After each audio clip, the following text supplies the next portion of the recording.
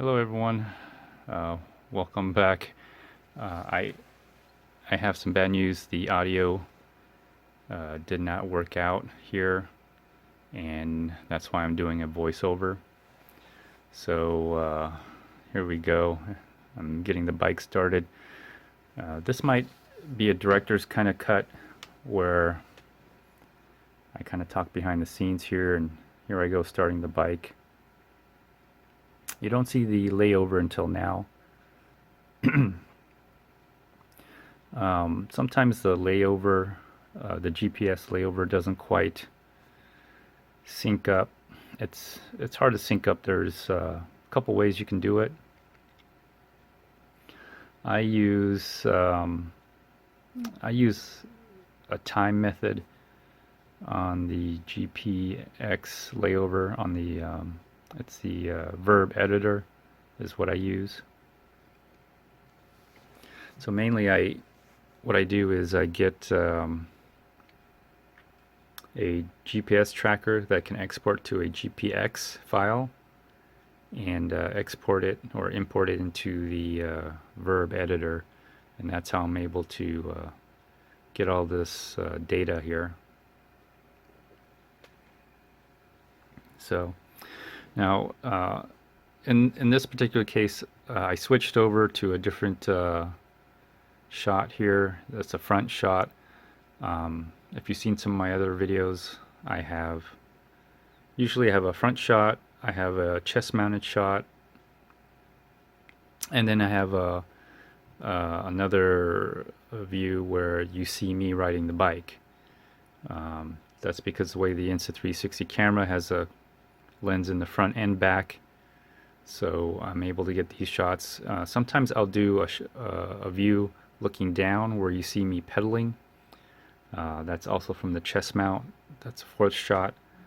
I've done some other vertical, vertical in a horizontal format, so I got 3 of those, front and sides. I've experimented quite a bit on the Insta360 one, but here I'm basically because there's no audio and I'm doing the voiceover kind of like a director's cut voiceover, it's all visual. The way I edit this particular video was just from the visual videos, just from the video that I could see. Normally the way I would edit is through the audio, a mix of audio and visual. As I'm riding the bike and I'm talking and I'll like show my hands, I'll do a cut where you'll see me riding the bike and showing the hands, or vice versa. It's the Insta360 one. I have one mounted on my chest and one, as you see right here, on the bike mount that I have set up this way because it just works that way much better. Looks kind of like a chicken for some reason. When I see that mount, I think a chicken pops up. Like the way a beard chicken would stand up. That's just something that pops in my mind. So here I'm waiting. I'm just waiting, and I see this guy riding a bike. The way I edit in this particular video, it's just visual. And what I'm doing is, as I'm riding, I'm going into the front of the bike, and as if you're like leaning forward in some kind of crouch position.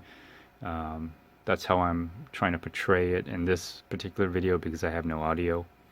And in certain instances, you'll see me like going to the chest-mounted view, and that's where I'm like turning the handlebar, usually on the sidewalk or when I'm transitioning from a turn. So, but usually I would normally work with the audio and the video when I'm going to these different views, these different scenes here. So I don't have like a camera crew. This isn't professional. This is just me on a bike with essentially two cameras, a third if you count the Samsung Galaxy S7 that I'm using, also on a chest mount. And so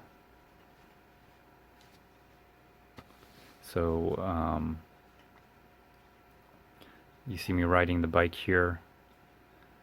For some reason, I don't know why the the Samsung Galaxy S7 that I use to record the audio didn't record, and so I had to essentially do this voiceover. And so I'm giving my voiceover a try. I might do some rants here and there as I'm doing this voiceover. I find it interesting and fun as I talk about it. You should see my little studio setup. It's very sophisticated. Not really. So as I'm doing this, I'm using the Samsung Galaxy S7, and I'm actually recording it while I'm doing the voiceover. So when I'm doing the editing, I can kind of match up with the time sequence, where I want to be and what I want to do. So I guess this is a poor man's studio in a lot of ways.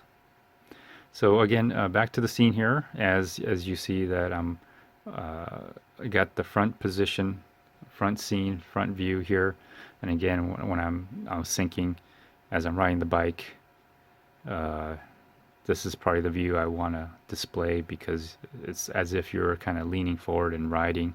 This is kind of what you would see. So normally this is really difficult in some ways unless you experiment quite a bit. But the Insta360 cameras, both the one that I got mounted on the bike and the other one I got mounted on the chest, the audio does not sync up with the video after about 5 minutes. It starts to, let me see, the audio gets delayed, and it's hard because I'm working with one camera, the chest mounted. That's usually the one I turn on first, because the way I have to do it, I have to sync the GPX, the GPX or GPS overlay, and also sync up the sound and the two cameras, as well as the Samsung Galaxy S7, which is recording the audio, and it's also my backup video. Sometimes you may see me zoom in and zoom out.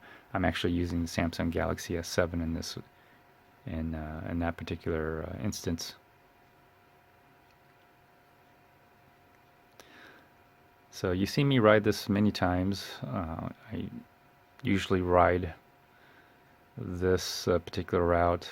I enjoy it. It's the easiest way. So here I transition to a chest mount. So I'm getting on the curb, going on the sidewalk. And again, I have no audio to go off, so I'm going on visual only. And I figured this is probably the best way to visually display it as I'm doing this voiceover. You can see me turning, and I really enjoy the Insta360 one. The quality is not that great. I do a lot of heavy post-production work. The audio itself, I do a lot of post-production work. I reduce a lot of the noise. If you notice, you may not hear the buzzing tire sound as much. I reduce that noise and try to really focus on my voice when I do these videos. But you can hear everything else pretty clearly. The cars come out a little bit clearer. The maintenance crew with the weed whacker and the lawnmowers come out really loud as well. And hopefully my voice comes out a little bit louder, but not too loud. So I'm back to the front camera view.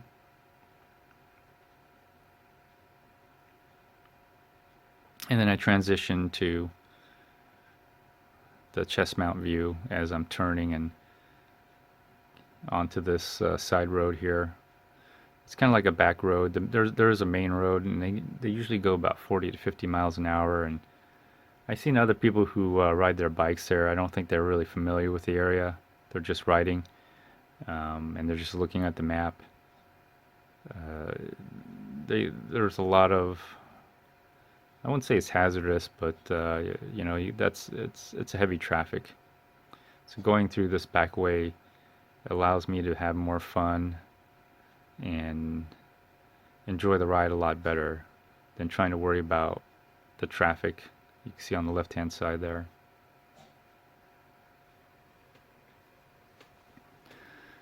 So really liking this view. The Insta360 it does a good job. I do a lot of heavy post-production work. The color, the exposure, not that great straight out of the camera. I don't use RAW. Most of what I do comes straight out of the iPad. So I do a lot of the work off the iPad. The front and the front view and the view uh, to me, to the rider, which I didn't do any of that here because I knew that the audio didn't record, so I didn't download any of that.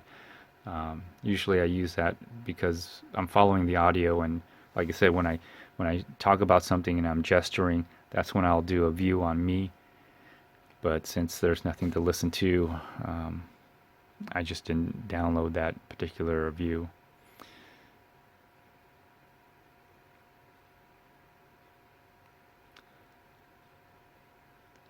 So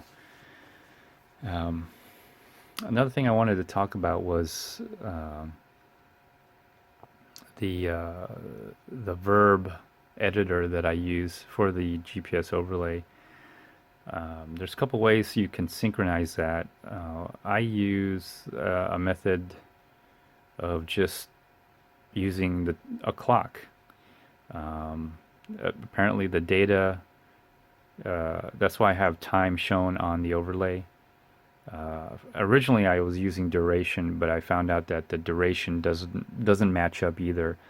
I find that time works the best. So what I do basically to sync the time up is when I start the chest mount, I video a clock, and then the clock has to match the time on the overlay, and that's basically how I match up the overlay to my ride. Because I want to kind of show the accuracy of this, mostly the speed. The elevation is not that great. I have it up there. I have that guy on the upper left side riding a bike, kind of showing the grade.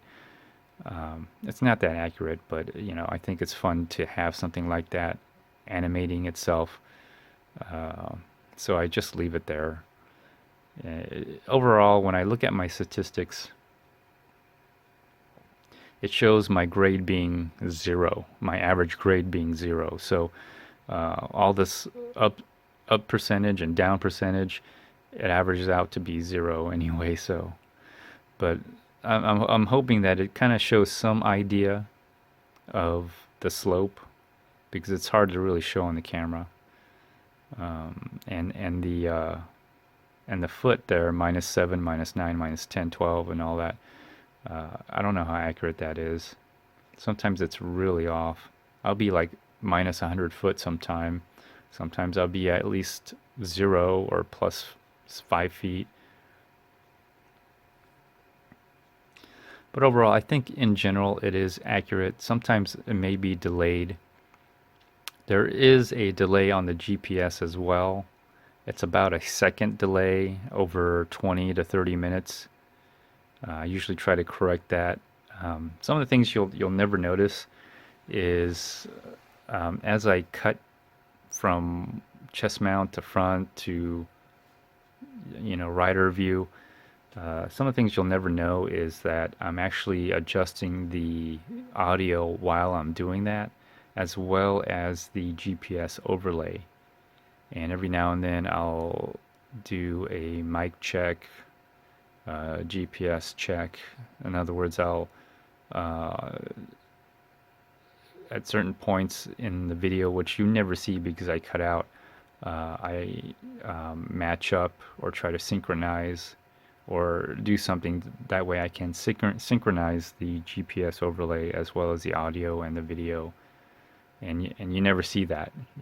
You know, you hardly ever see that because I'm doing it through the cuts as I go from transition from the front camera to the chest mounted camera and to the rider view, you know, front view, chest view.